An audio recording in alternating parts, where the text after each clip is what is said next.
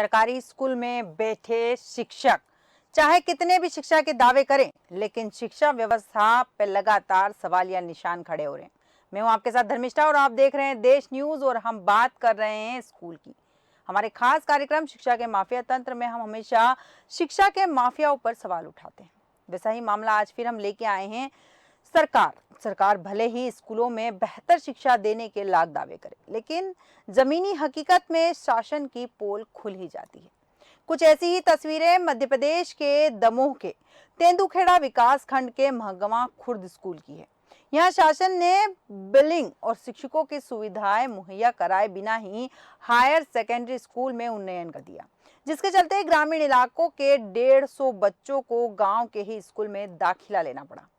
आश्चर्य की बात यह है कि केवल एक प्राइमरी शिक्षक और एक अतिथि शिक्षक के भरोसे पूरा स्कूल संचालित हुए। 2 शिक्षक कक्षा 1 से लेकर कक्षा 9 तक के बच्चों को पढ़ाते हैं। कक्षा 6-8 में 94 और कक्षा 9 में 50 बच्चे हैं। स्कूल में पढ़ने वाले बच्चों ने बताया कि स्कूल को लगे हुए तो महीनों बीत गए, लेकिन हमें उच्च शिक्षा आज तक नहीं मिली। ये बच्चे माध्यमिक शिक्षक ही पढ़ा रहे हैं। ऐसे में सवाल उन जिम्मेदार नेताओं और अफसरों पर उठते हैं जो शिक्षा के नाम पर लाखों रुपए का बंदरबाट करते हैं, लेकिन जिनके नाम पर यह लाखों रुपए का बंदरबाट होता है, उन्हें ही शिक्षा मुहैया नहीं कराई जाती। ऐसे में कैसे सीएम के भांजे भांजियों का उज्जवल भविष्य बनेगा? इसी पर विस्तार चर्चा के लिए हमारे एडिटर सूरज पाठक जी हमारे साथ जुड़ चुके हैं। सूरज जी नमस्कार। नमस्कार धर्मेश। जैसे कि हम एक स्कूल की बात कर रहे हैं, स्कूल में ना बिल्डिंग है ना शिक्षक है, उसके बाद भी स्कूल खोल दिया गया और 2 शिक्षक के भरोसे हैं 150 बच्चे। 150 बच्चों का भविष्य उन 2 शिक्षकों के हवाले, और दोनों शिक्षक एक अतिथि शिक्षक है और एक माध्यमिक स्तर का शिक्षक है जो 9वीं तक के बच्चों को पढ़ाते हैं। मैं चाहूंगा एक बार फिर सवाल दोहराएं आप। जी सूरज जी, बिल्कुल। जैसे कि बात चल रही है कि स्कूल की बात चल रही है, यहाँ पर केवल 2 शिक्षक हैं, एक शिक्षक है और एक अतिथि शिक्षक है। दोनों मिलकर पूरा स्कूल संभालते हैं। 150 बच्चों का भविष्य दांव पर है। ना तो स्कूल में बिल्डिंग है, ना ही बच्चों को पढ़ाने के लिए शिक्षक उपलब्ध है। शिक्षा की बात करें हम, जी भारत में मैक्स मुलर की शिक्षा पद्धति चल रही है जी और वह शिक्षा प्रणाली जो है वह भारत का कितना भविष्य निर्धारित करती है, यह सब हमारे सामने।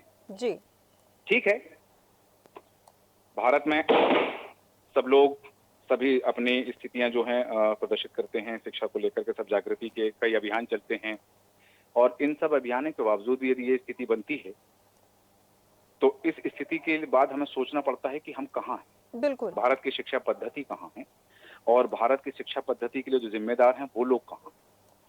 शिक्षकों की कमी की ये पहली खबर नहीं है और ये केवल मध्य प्रदेश का मामला नहीं है जी ये सारी जगह की स्थितियां हैं।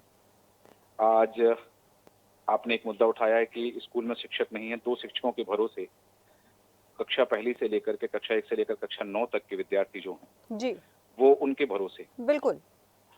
स्कूल के भवन को लेकर के देश न्यूज न जाने कितनी खबरें हम प्रसारित कर चुके हैं कि कहीं स्कूल भवन जर्जर है, कहीं हम देखते हैं कि तकलीफ में तालीम होती है। जी आपने ही न जाने कितने इस तरह के मुद्दों को उठाया है। जी लेकिन इन सब के बावजूद जो जिम्मेदार हैं और जिनकी जिम्मेदारी होती है, जिनकी जिम्मेदारी तय की गई है कि शिक्षा के लिए, बच्चों के भविष्य के लिए, आज हम ताना देते हैं, आज हम चर्चाएं करते हैं कि लोग भारत में शिक्षा ग्रहण करते हैं और फिर उसके बाद में जब यहाँ काबिल हो जाते हैं तो विदेश में शिक्षा करने चले जाते हैं, शिक्षा ग्रहण करने चले जाते हैं, विदेश से शिक्षा लेकर के वो विदेश में ही वहीं नौकरी करने लगते हैं। बिल्कुल।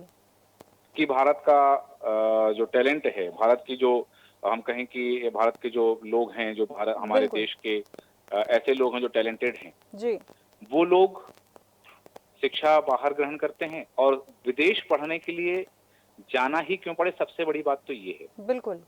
क्या भारत वह देश है जिसने विश्व को सबसे पहले शिक्षा का महत्व बताया। बिल्कुल। जिस समय हम बात करें ब्रिटेन में सबसे पहला स्कूल बना था, उस समय भारत में 19,000 गुरुकुल चला करते थे। जी मैं दशकों की नहीं, सदियों की बात कर रहा हूं कि जब ब्रिटेन में विश्व का पहला स्कूल बना था, खुला था, उस समय भारत में 19,000 से ज्यादा गुरुकुल चला करते थे। और आज वही भारत शिक्षा की इस दयनीय स्थिति को लेकर के हम सिर्फ चर्चाएं करते हैं। बिल्कुल। आज आप जो बात कर रहे हैं दमोह के, मध्य प्रदेश के दमोह जिले में, कि यहाँ पर कक्षा 1 से लेकर कक्षा 9 तक के लिए केवल और केवल 2 शिक्षक हैं। भवन की स्थिति तस्वीरों में हम देख पा रहे हैं कि जर्जर स्थिति में भवन है। जी। ये शिक्षा के लिए हर राज्य सरकार अपने हाथों अपनी पीठ थपथपाती है कि शिक्षा के लिए हमने इतना बजट जारी किया है, शिक्षा के लिए इतना बजट दिया है, तो बजट जाता कहाँ? बिल्कुल। उस बजट का होता क्या है? अभी हम हाल ही की बात करें, मध्य प्रदेश में चुनाव हुए, चुनाव में सत्ताधारी दल ने जी। इस बात के लिए अपने हाथ अपनी पीठ थपथपाई कि हमने 37,000 शिक्षकों की भर्ती कर दी, हमने ये कर दिया। तो वो शिक्षक कहाँ गए हैं? बिल्कुल। इस स्कूल में नजर क्यों नहीं आ रहे वो शिक्षक फिर? या वो किसी मंत्री के बंगले पर चपरासी का काम कर रहे हैं? तो वो शिक्षक यदि भर्ती की गई तो वो शिक्षक स्कूल में क्यों नहीं है? वो विद्यार्थियों को शिक्षा दे क्यों नहीं रहे? वो पढ़ा क्यों नहीं रहे? ये जो तमाम सवाल हैं धर्मिष्ठा, ये सवाल खड़े होते हैं जब इस तरह की तस्वीरें हमारे सामने आती हैं, जब इस तरह की बातें हमारे सामने आती हैं। बिल्कुल। तो हमें कहीं ना कहीं फिर ये चीज सोचना पड़ता है कि जिनकी जिम्मेदारी है, जिनकी जिम्मेदारी तय की गई है, वो अपनी जिम्मेदारी का निर्वहन नहीं कर रहे। आज जो तस्वीरों में हम देख पा रहे हैं कि बच्चे बैठे हुए हैं, कक्षा 1 से लेकर कक्षा 9 तक के बच्चे बैठे हैं, ये तो एक तस्वीर है, एक तस्वीर और मध्य प्रदेश की ही है, जहां मैं बताऊं कि केवल एक कमरा है और एक कमरे में स्कूल चल रहा है जी। और उस एक स्कूल में, उस एक कमरे में सारी कक्षाओं के बच्चे बैठे हुए, सारी कक्षाओं के बच्चे एक कमरे में बैठे हैं और एक शिक्षक उन सारी कक्षाओं के बच्चों को पढ़ा रहा। बिल्कुल। अब हम बात करते हैं, हम देखते हैं कि आज हम बात करते हैं शिक्षा का निजीकरण हो गया, शिक्षा का व्यवसायीकरण हो गया, ये चीजें हम बताते रहे। जी। तो हो क्यों ना, निजी स्कूल जो हैं वो लोगों से पैसा लेते हैं। हम फिर बात करते हैं शिक्षा माफिया की बात करते हैं, हम बात करते हैं शिक्षा के निजीकरण की बात कर रहे हैं, शिक्षा के व्यवसायीकरण की बात करते हैं, तो ये सवाल तो उठेंगे ना। बिल्कुल। जब शासकीय स्कूलों में ये स्थिति है, सरकारी स्कूलों में ये स्थिति है।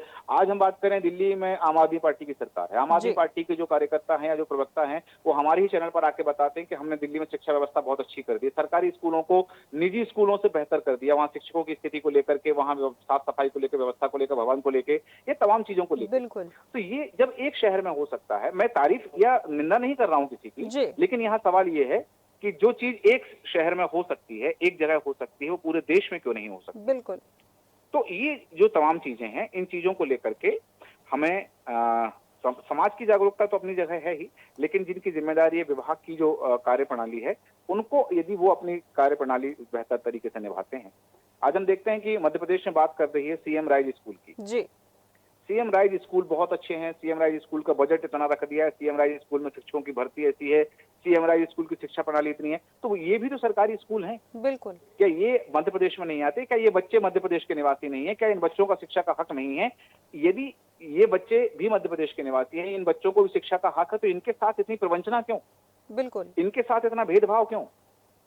सवाल तब खड़े होते हैं जब सरकार की योजना का क्रियान्वयन जिन्हें करना है, वो उस क्रियान्वयन को करने से कहीं ना कहीं गुरेज कर जाते हैं, वो पीछे रह जाते हैं। बिल्कुल। तो सवाल खड़े होते हैं। बिल्कुल। आज यदि ये जो बच्चे इस स्कूल में पढ़ रहे हैं, 2 शिक्षक पढ़ा रहे हैं, 9 कक्षाएं हैं, 9 कक्षाओं के बच्चों को 2 शिक्षक पढ़ा रहे हैं, स्कूल का भवन जर्जर है। इस अवस्था में कैसा, मैं याद दिलाना चाहूंगा, आपने ही एक खबर में दिखाया था धर्मिष्ठा, कि जहां पेड़ के नीचे स्कूल लग रहा। बिल्कुल। एक खबर में हमने देखा है कि जो पशु बांधने की जगह है, वो वहां पर स्कूल लग रहा है, वहां बच्चों को पढ़ाया जा रहा है। कैसी शिक्षा प्रणाली है? हम आज 21वीं सदी की बात करते हैं, हम बात करते हैं कि भारत में इतना बजट है, भारत में इतनी चीजें हैं, भारत ये कर रहा है, भारत विश्व गुरु बन रहा है।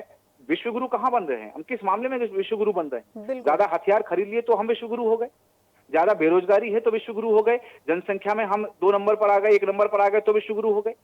विश्व गुरु बनेंगे हम शिक्षा से, क्योंकि गुरु का मतलब ही शिक्षा से होता है, गुरु का अभिप्राय ही शिक्षा से होता है, गुरु का तात्पर्य ही शिक्षा से, गुरु का संबंध ही शिक्षा से। बिल्कुल। हम कैसे करेंगे?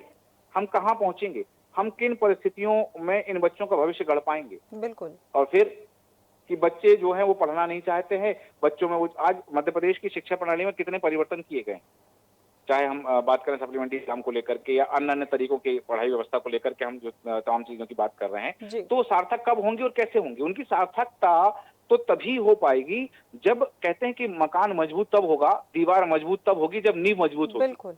और यदि नींव मजबूत नहीं है तो हम मजबूत भवन की कल्पना कैसे कर सकते हैं? बिल्कुल। तो ये बच्चे नींव हैं, ये हमारे भारत का भविष्य है। और भविष्य को यदि इस तरह से गढ़ा जाएगा, भविष्य को यदि इस तरह से कहें कि ये जर्जर भवन में और केवल एक शिक्षक के भरोसे यदि सारे बच्चों को छोड़ जाए तो उनका भविष्य तो हो गया फिर। जब इन बच्चों का भविष्य ही बेहतर नहीं हो पाएगा तो ये बच्चे भारत का भविष्य कैसे बेहतर बना पाएंगे? बिल्कुल। सवाल बहुत सारे हैं और इस तरह की चीजें जो हम जब भी हमारे सामने आती हैं तो सिस्टम पर सवाल खड़े होते हैं, क्योंकि ये किसकी नाकामयाबी है, किसकी कारगुजारी है, कौन जिम्मेदार है? ये एक व्यक्ति पर यदि हम ठीकरा फोड़ दें कि एक व्यक्ति इसके लिए जिम्मेदार है तो ये वहां कर्तव्य की स्थिति नहीं हो जाएगी। इसलिए सिस्टम जिम्मेदार है और बिल्कुल। सिस्टम में सुधार की आवश्यकता करनी पड़ेगी। सिस्टम को सुधारना पड़ेगा, तब जाकर के ये चीजें बढ़ेंगी। और जो चीजें जैसा मैंने उल्लेख किया कि निजीकरण यदि हो रहा है, शिक्षा का व्यवसायीकरण हो रहा है, जी। तो उसके लिए हमें ये देखना पड़ेगा कि क्यों हो रहा है, क्यों बिल्कुल। अभिभावक अपने बच्चों को निजी स्कूलों में पढ़ाना चाहते हैं, क्यों अभिभावक अपने बच्चों को प्राइवेट स्कूल में दाखिला दिलाना चाहते हैं, क्यों? कहीं ना कहीं बात होती है, जब सामाजिक स्तर पर बात होती है तो किसी मंच से किसी ने कहा है कि यदि भारत में शिक्षा व्यवस्था सुधारनी है तो जितने आईएएस आईपीएस अधिकारी हैं उनके बच्चों का एडमिशन सरकारी स्कूल में होना चाहिए। बिल्कुल सही है। उनके बच्चे सरकारी स्कूल में पढ़ेंगे तो सरकारी स्कूल की व्यवस्था सुधर जाएगी। जी। लेकिन सिर्फ ये कहने की बातें होती हैं, इन पर अमल कोई नहीं करता। बिल्कुल। जी धर्मिष्ठा जी। बिल्कुल सूरज जी, सही कहा आपने कि केवल कहने की बात है, इन पर अमल कोई नहीं करना। आपकी अंतिम प्रतिक्रिया चाहूंगी यहाँ पर कि कुल मिला के अगर ये कहा जा सकता है कि अगर जिम्मेदार अफसर या जिम्मेदारी अधिकारी है जो अपनी जिम्मेदारी ठीक से निभाए तो शायद इस तरह की चीजें रुक पाएगी, क्योंकि शासन सरकार तो पैसे देती है शिक्षा व्यवस्था को मजबूत करने के, लेकिन बंदरबाट जो हो रही है बीच में, उस बंदरबाट के कारण इस तरह की स्थितियां सामने आ रही है। मैं एक उदाहरण देना चाहूंगा धर्मिष्ठा आपको। जी।